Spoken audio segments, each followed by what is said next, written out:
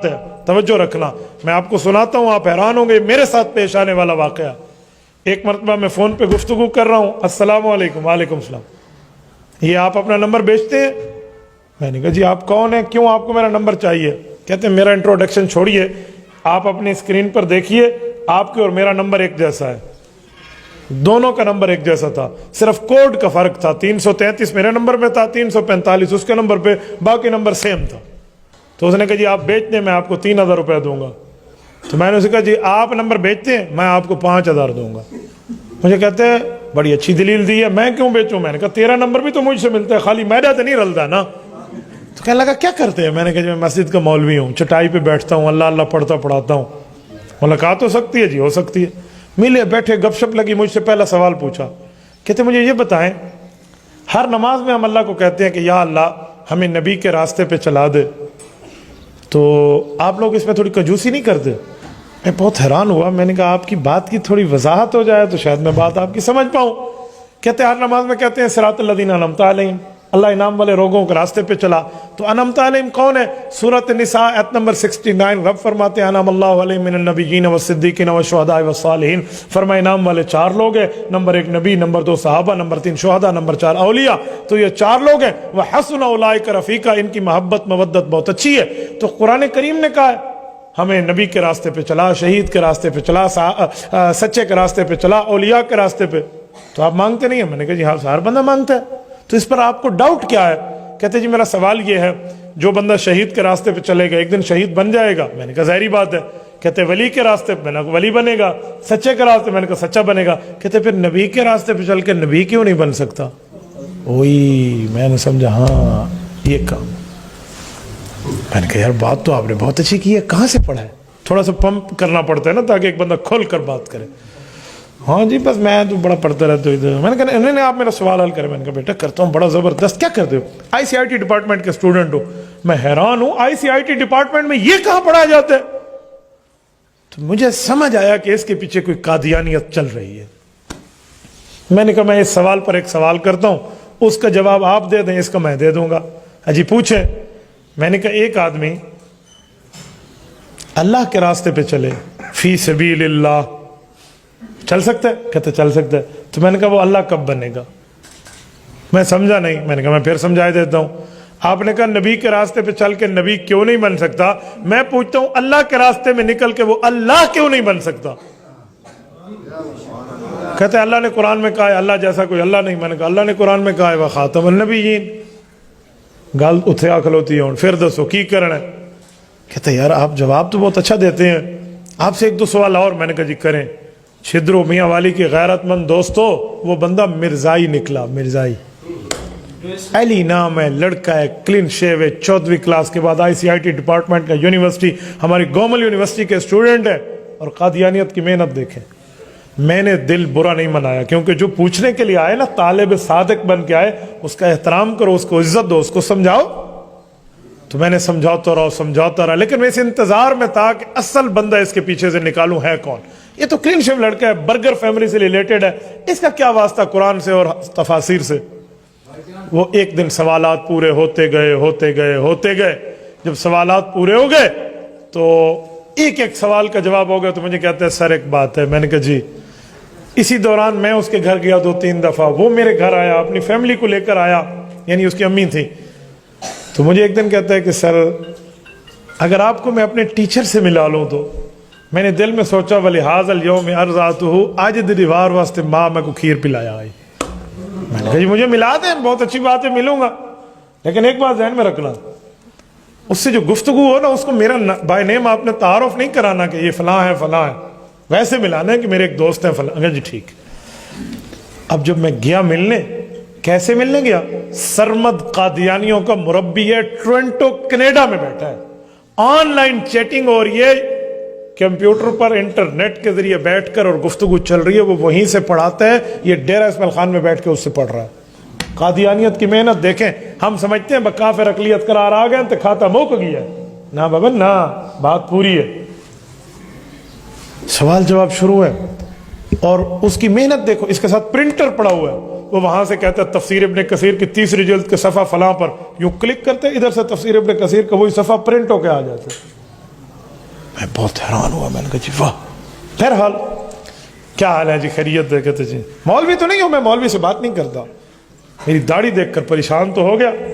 ٹھیک ہے، وہ شاہ صاحب گیلانی شاہ صاحب کہتے نہیں ہیں، دیکھ کر داڑھی میری تو مجھے ملا نہ سمجھ، ہاں میرے سر پر میری ٹوپی کے اضافے کو نہ دیکھ، ظاہری حلیہ میرا دیکھ کے پریشان نہ ہو، میرے مضمون کو پڑھ میرے لفافے کو نہ دیکھ.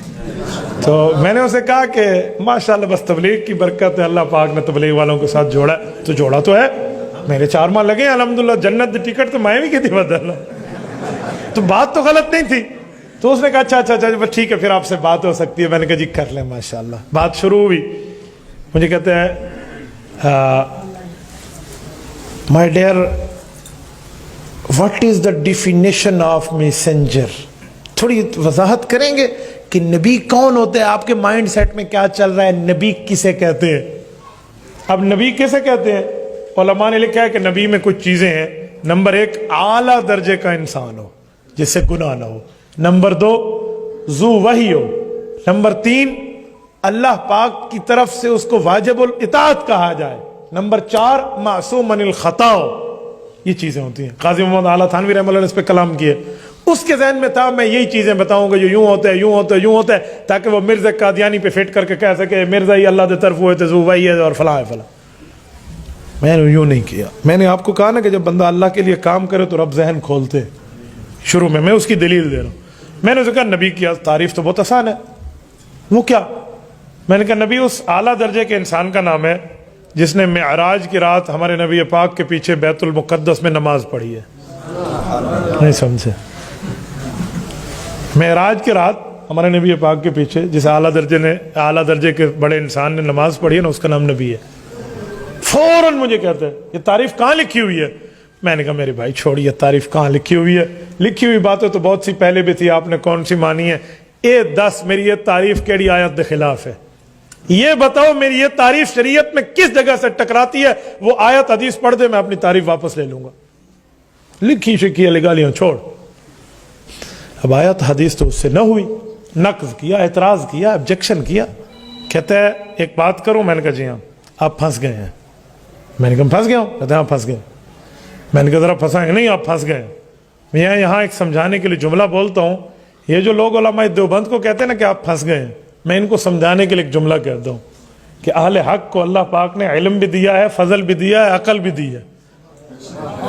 اس دھرتی پر کسی ماں کی پیٹ میں وہ بیٹا نہیں جنا گیا جو علماء دیوبند کو دلیل کی دنیا میں پھنسا جائے.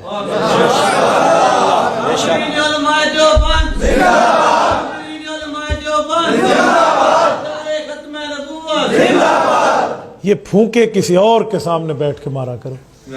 ہم آپ کے ان پھونکوں سے ڈرنے والے نہیں. ہے جی پھنس گئے. وہ کٹ ڈھاپڑی پچھی چ پیا ہو یا ناگ جڑا علماء دیوبند تو قابو نہیں تھیندا. نہیں کسی اور کے سامنے بتائیں. میں نے ان جیسے کئی پھونکے دیکھے ہوئے ہیں. تو میں نے اسے کہا پھنس گیا ہوں، بسم اللہ کریں، پڑھیں میرے خلاف دلیل کون سی ہے. کہتے جی میں نے کہا جی دلیل ہے پیش کریں. کہتے آپ نے کہا معراج کی رات جس نے نماز پڑھی وہ نبی ہے، ادھر تو جبرائیل نے بھی نماز پڑھی تھی حضور کے پیچھے، وہ نبی ہے. میں نے کہا اپنی عقل کا علاج کروانے کے لیے کسی مینٹل ہسپتال میں چلے جاؤ. وہ کیوں؟ مذاق کر رہے ہیں. میں نے کہا اسی لیے کہ تمہارا دماغ کام نہیں کر رہا، اور جس کا دماغ کام نہ کرے اس بدھو کو کس نے کہا ہے کہ وہ میدان مناظرہ میں آئے؟ کہتے کیوں؟ میں نے کہا میں نے پہلے کہا ہے اس اعلیٰ درجے کے انسان کا نام نبی ہے جس نے حضور کے پیچھے نماز پڑھی ہے. جبرائیل انسان نہیں ہے، وہ تو فرشتہ ہے. میں کو ڈاڈا پتہ آئی تیرا پیر کتنا پھنسنا ہے، میں انہیں انتظام پہلے کر رکھا ہے. جب پھنس گیا نا فوراً پینترا بدل کہتے ہیں اچھا یہ بتائیں ختم نبوت کی تعریف کیا ہے؟ حضرت مفتی محمود رحمۃ اللہ علیہ قبر پہ اللہ کروڑوں اربوں رحمتیں نازل فرمائے. حضرت مفتی صاحب کے سامنے بھی اس مرزائی بے ایمان نے سن 74 میں یہی کہا تھا نا کہ ختم اللہ علی قلوبہم. ختم کا معنی مہر ہوتا ہے، تو خاتم النبی جی نزور مہر لگانے والے ہیں. مرزا لا دیتی مہر نبی ہے. اس نے اب یہ بھی یہی چاہ رہا تھا کہ میں ختم نبوت کی تعریف کروں اور یہ کہ ختم نبوت کا ایک معنی مہر ہے اور مرزا مہر لگ گئی. تو میں نے کہا جی اس کی تعریف تھی تو بہت آسان ہے. کہتے وہ کیا ہے؟ میں نے کہا ان مقتدیوں کے امام کا نام خاتم النبی جی. ہوں 10 مرزے دا تو پردادا بھی پیدا نہیں ہویا سی، اب کہاں سے نکلے گا ختم نبوت کا ان کا؟ بہرحال وہ لاجواب ہوا. میں نے علی کے چہرے کو دیکھا جو اپنے استاد سے بات کرے، اس کی آنکھوں میں آنسو تھے. میں نے ہاتھ پکڑا، میں نے کہا علی ایک بات کہوں؟ کہتے جی. میں نے کہا کب تک رسول اللہ کے دامن رحمت سے دور رہو گے؟ کب تک دور رہو گے؟ یار کل قیامت میں سفارش مرزا ملعون سے نہیں لینی، اللہ کے رسول سے لینی ہے. یار کیوں ان بےایمانوں کی باتوں میں آتے ہو؟ یہ تو 2 جملے بھی نہیں بتا سکا. کہتے حضرت مجھے کلمہ پڑھا دے، میں معافی مانگتا ہوں. حضرت رب نے اسے اسلام کی توفیق دی ہے. میری بات کا مطلب سوشل میڈیا پہ بیٹھنے والا نوجوان ادھر آئی ڈی بنا کر اے کاش تو اہل علم کے پاس آ کر کچھ سیکھ جاتا. ہم اہل باطل کے کتے نہ بنے، ہم اہل حق کے شیر بنے. یاد رکھو. کیوں؟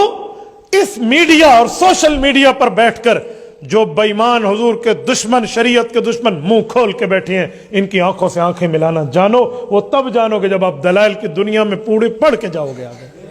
تو کم از کم آئی ڈی ہولڈرز کو میں کہوں گا خدا کے لیے کوئی 3 دن نکال کے ختم نبوت کورس کر لیا کرو، تاکہ تمہیں پتہ چلے چور کون ہے، چوکیدار کون ہے.